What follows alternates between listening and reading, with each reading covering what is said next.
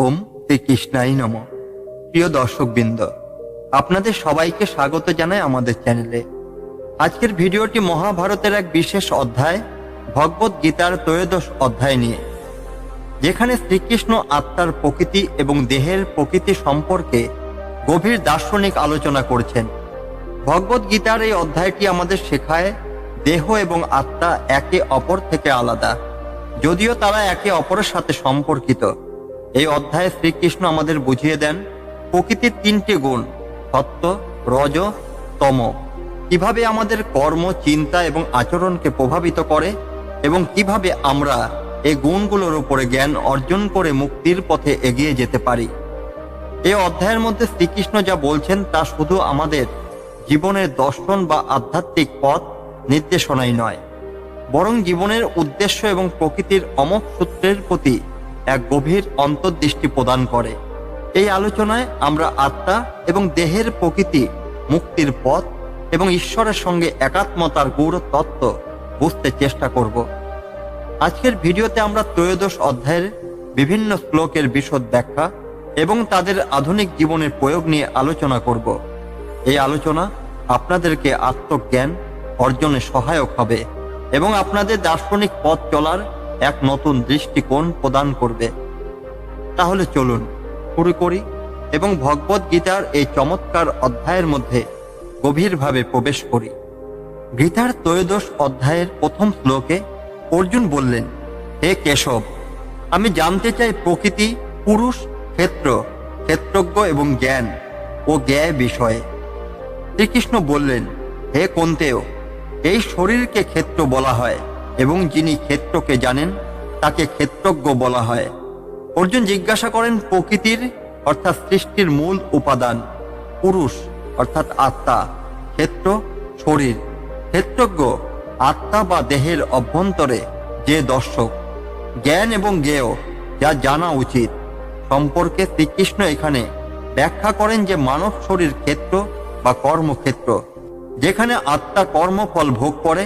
ক্ষেত্রজ্ঞ হলেন সেই সত্তা যিনি এই দেহের অভিজ্ঞতা লাভ করেন। ক্ষেত্রজ্ঞ দুই রকমের, জীবাত্মা অর্থাৎ দেহের বাসিন্দা এবং পরমাত্মা ভগবানের সর্বব্যাপী সত্তা। হে ভারত, সমস্ত ক্ষেত্রের ক্ষেত্রজ্ঞই আমি। ক্ষেত্র ও ক্ষেত্রজ্ঞ বিষয়ে জ্ঞানকে প্রকৃত জ্ঞান বলা হয়।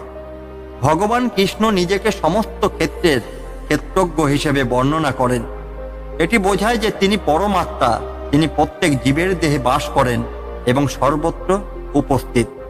শ্রীকৃষ্ণ বলেন, ক্ষেত্র অর্থাৎ দেহ এবং ক্ষেত্রজ্ঞ, জীবাত্মা ও পরমাত্মা সম্পর্কে সত্য জ্ঞান অর্জন করা আধ্যাত্মিক উন্নতির জন্য অপরিহার্য।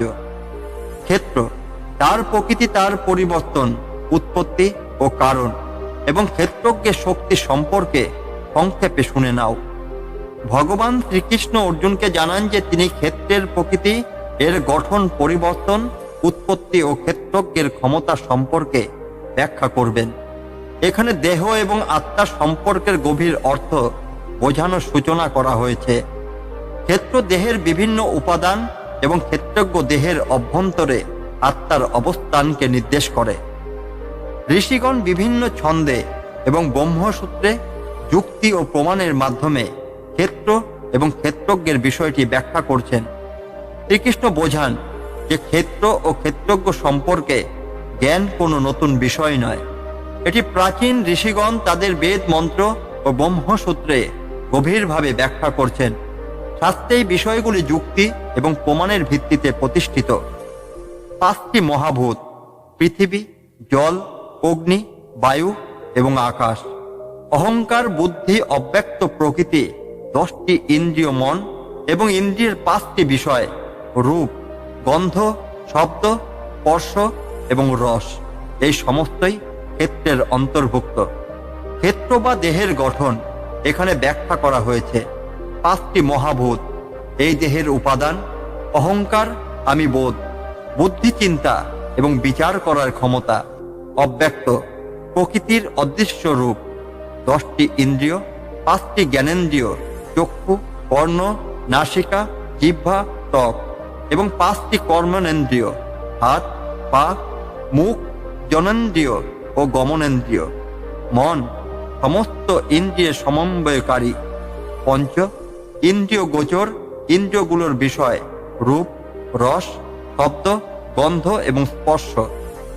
ইচ্ছা দেশ, সুখ, দুঃখ, দেহের সমষ্টি। চেতনা শক্তি এবং দৃঢ়তা এগুলি ক্ষেত্রের গুণাবলী। এই শ্লোকে দেহের অভ্যন্তরীণ মানসিক এবং শারীরিক কার্যাবলীর বিবরণ দেওয়া হয়েছে। আকর্ষণ এবং বিরক্তি, সুখ ও দুঃখ, জীবনের অভিজ্ঞতা, সংঘাত, দেহ এবং আত্মার সমন্বয়। চেতনা ধৃতি, চেতনা শক্তি ও স্থিতি, এই গুণাবলী আমাদের দৈহিক ও মানসিক অভিজ্ঞতাকে প্রভাবিত করে। অহংকারহীনতা, ভণ্ডামি, ত্যাগ, অহিংসা, সহিষ্ণুতা, সরলতা, গুরুর প্রতি শ্রদ্ধা, সুচিতা, স্থিরতা এবং আত্মসংযম এগুলো প্রকৃত জ্ঞান অর্জনের গুণাবলী। শ্রীকৃষ্ণ এখানে প্রকৃত জ্ঞান অর্জনের জন্য নৈতিক গুণাবলী ব্যাখ্যা করছেন। এগুলোর আত্মা ও দেহের সঠিক সম্পর্ক বোঝার জন্য অত্যন্ত গুরুত্বপূর্ণ। অহংকারহীন হওয়া, ভণ্ডামি পরিহার, কারো প্রতি ক্ষতি না করা, সহিষ্ণুতা ও ক্ষমা, সরল ও সততার গুণ, গুরু বা শিক্ষকের প্রতি শ্রদ্ধা। ত্রয়োদশ অধ্যায়ের ভগবান শ্রীকৃষ্ণ প্রকৃত জ্ঞান, আত্মা ও দেহের সম্পর্ক এবং আধ্যাত্মিক জ্ঞানের প্রয়োজনীয় গুণাবলী নিয়ে আলোচনা করছেন।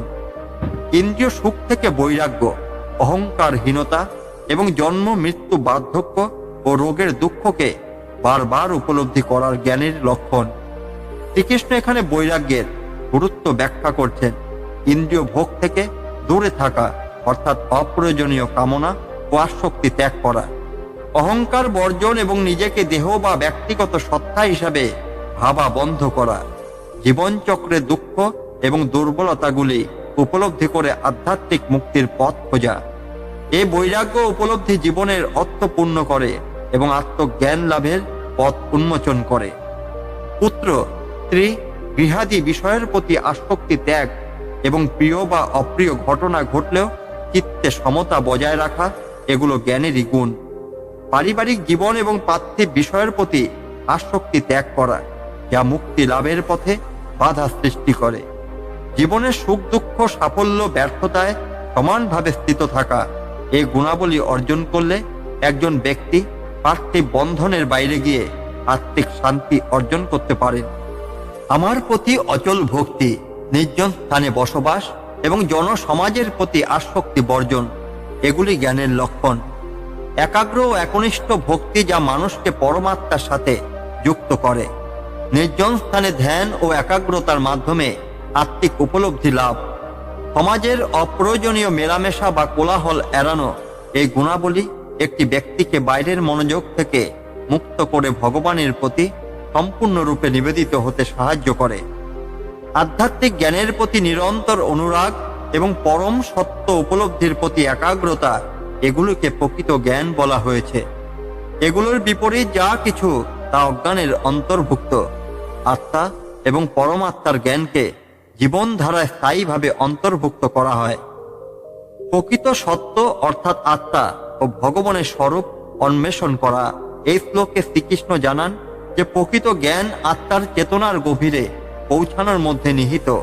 এর বিপরীত অর্থাৎ পার্থিব জ্ঞান ও মোহ অজ্ঞানের লক্ষণ। ত্রয়োদশ অধ্যায়ের শ্লোকগুলোতে শ্রীকৃষ্ণ সেই সমস্ত গুণাবলীর কথা বলছেন যা আত্মজ্ঞান লাভের জন্য প্রয়োজন। এগুলোর মধ্যে রয়েছে ইন্দ্রিয় আসক্তি থেকে মুক্তি, সুখ দুঃখে সমাবস্থা, নির্জন স্থানে ধ্যান, অহংকার ত্যাগ এবং জীবনের সীমাবদ্ধতাগুলি উপলব্ধি, একনিষ্ঠ ভক্তি ও সত্য অনুষ্ঠান। এই গুণাবলী আমাদের পার্থিব বন্ধন ও ভোগ বিলাসের মোহ থেকে মুক্ত করে, প্রকৃত জ্ঞানের পথে পরিচালিত করে। যে বিষয়টি জানা উচিত তা আমি বলছি, যা জানলে অমরত্ব লাভ করা যায়। এটি অনাদি পরম ব্রহ্ম, যা না সত্য বলা যায় না মিথ্যা। শ্রীকৃষ্ণ এখানে সেই জ্ঞানের কথা বলেন যা আত্মার প্রকৃতি এবং পরম ব্রহ্মকে উপলব্ধি করার জন্য প্রয়োজন, যা জানলে আত্মিক মুক্তি সম্ভব। এটি আদি বা শেষহীন, সৃষ্টির ঊর্ধ্বে। এটি পার্থিব সত্য বা মিথ্যার বাইরের বাস্তবতা। ব্রহ্ম জগতের ভিত্তি হল এটি পার্থিব জ্ঞানের পরিমাণে ধরা যায় না। ব্রহ্ম সর্বত্র উপস্থিত। যার হাত পা, চোখ, মাথা, মুখ এবং কান সর্বত্র রয়েছে এবং যা সমস্ত জগৎকে পরিব্যাপ্ত করে আছে।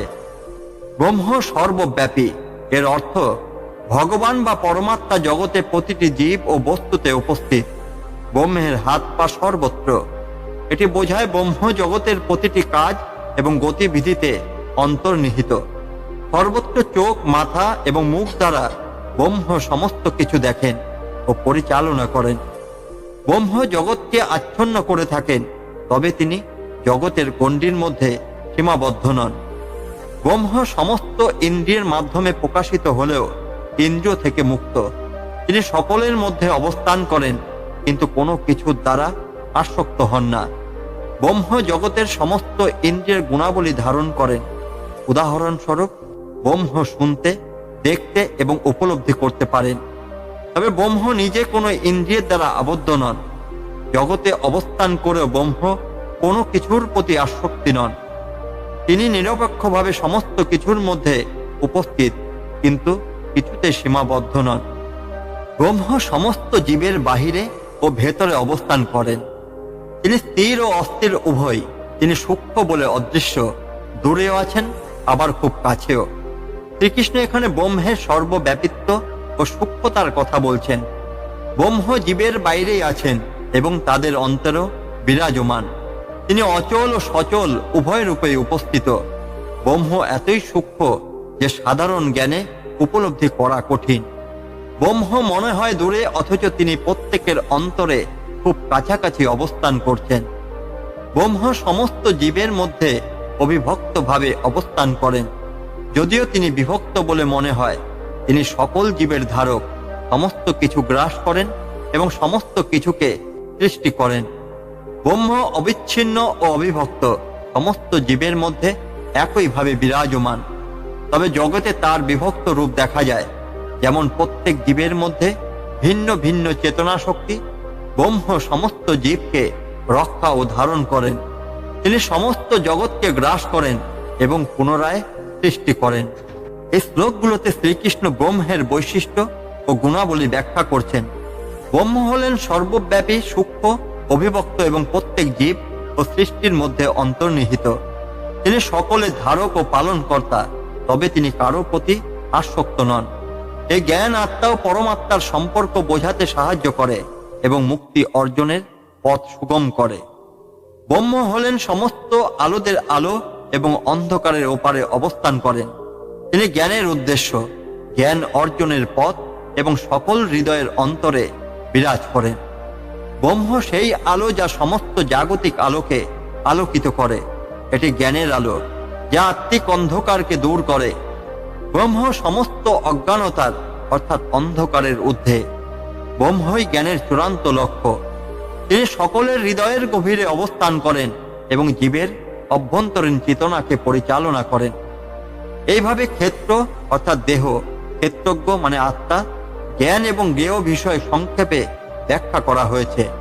আমার ভক্ত যদি এটি বুঝতে পারে, তবে সে আমার প্রকৃত অবস্থায় পৌঁছতে সক্ষম হয়। শ্রীকৃষ্ণ বলছেন, দেহ এবং আত্মা সম্পর্কে জ্ঞান অর্জনের প্রকৃত বোধ। এই জ্ঞানও একজন ভক্তকে পরমেশ্বরের সাথে একাত্ম হতে সাহায্য করে। এই জ্ঞান অর্জনের মাধ্যমে ভক্ত পরমাত্মার মতো গুণ অর্জন করতে পারেন এবং পরম সত্যে স্থিত হন। জেনে রাখো, প্রকৃতি এবং পুরুষ উভয়ই অনাদি। প্রকৃতির গুণ এবং পরিবর্তন সময় সমস্ত কিছু সৃষ্টির কারণ। প্রকৃতি হলো জড়জগৎ বা জাগতিক শক্তি, পুরুষ হলো আত্মা বা চেতন শক্তি।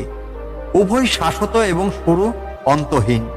প্রকৃতির গুণ সত্য, রজ এবং তম এবং পরিবর্তনগুলোর মাধ্যমে সৃষ্টি এবং কার্যক্রম ঘটে।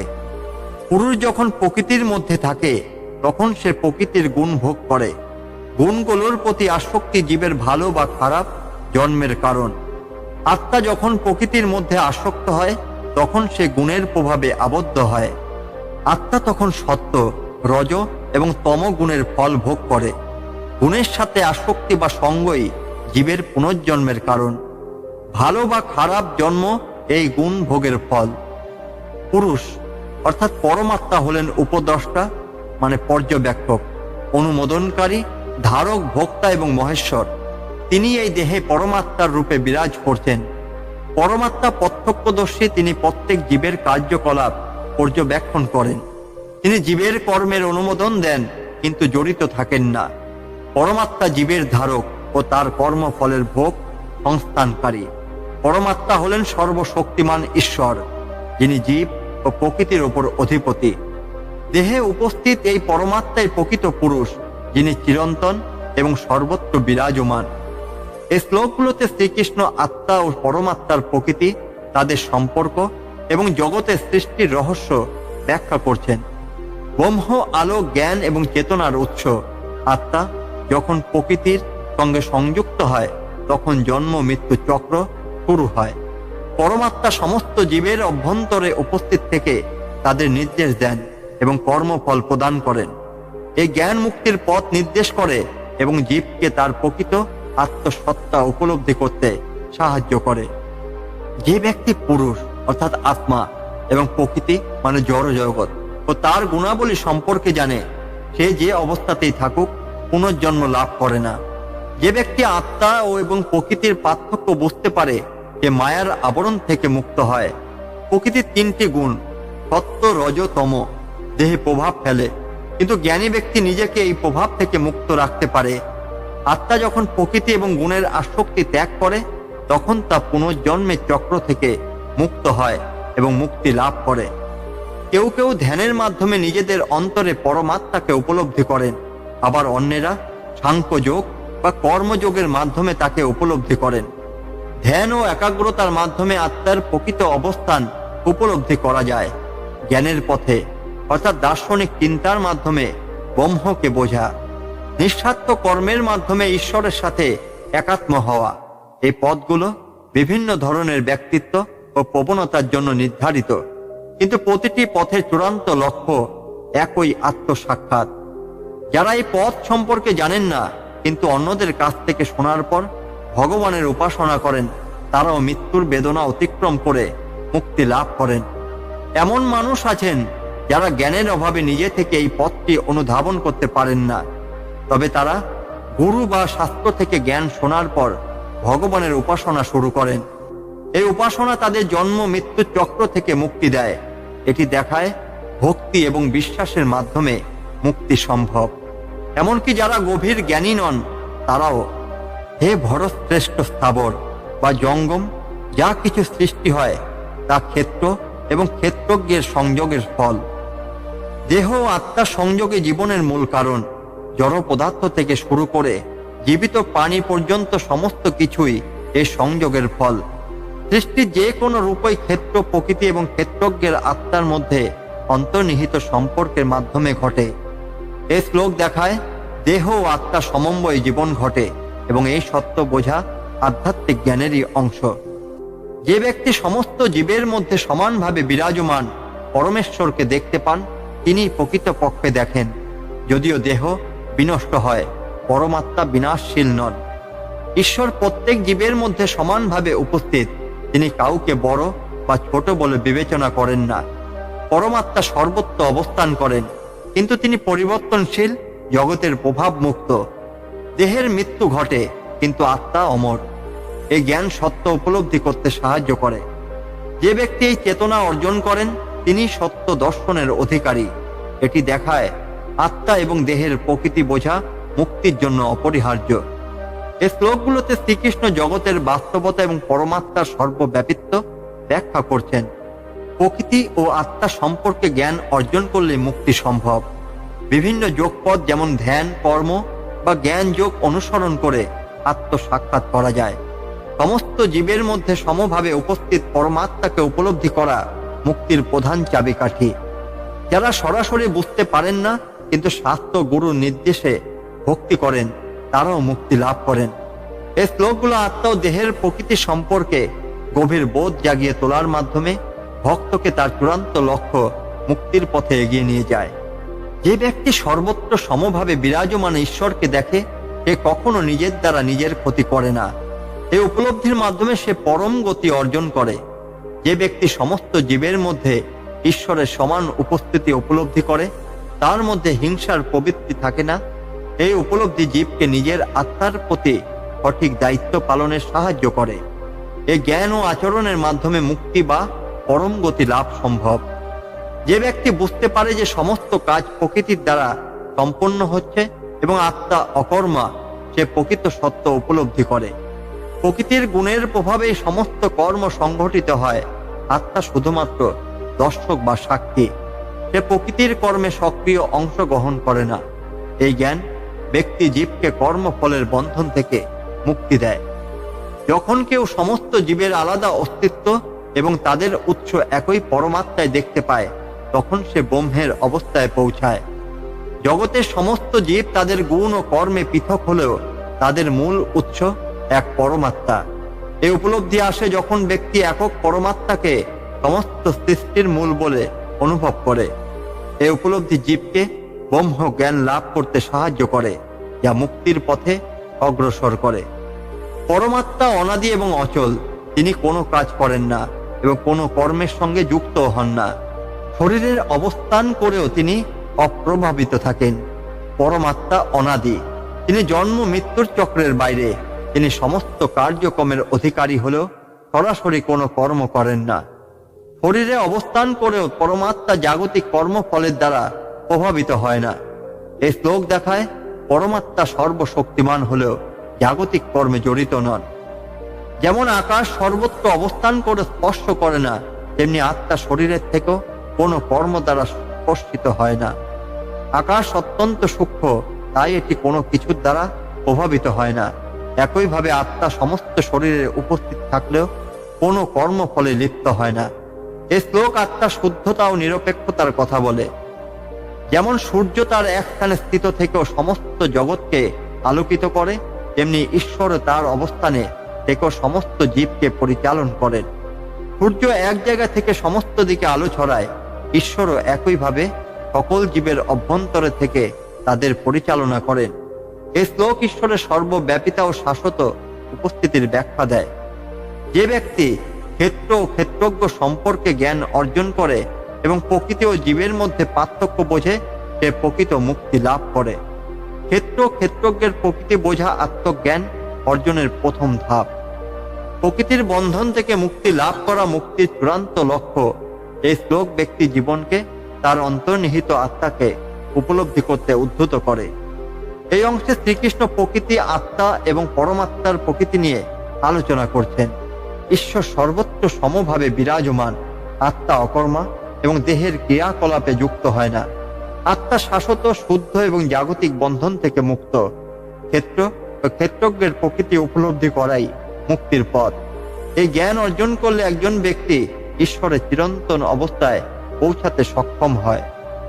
প্রিয় দর্শকবৃন্দ, আমাদের এই ভিডিওটি দেখে আপনাদের মূল্যবান সময় দেওয়ার জন্য আজ আমরা আলোচনা করলাম ভগবদ গীতার 13 অধ্যায়, যেটি দেহ এবং আত্মার সম্পর্কে প্রকৃতি এবং আত্মজ্ঞানের বিশদ ব্যাখ্যা দিয়েছে।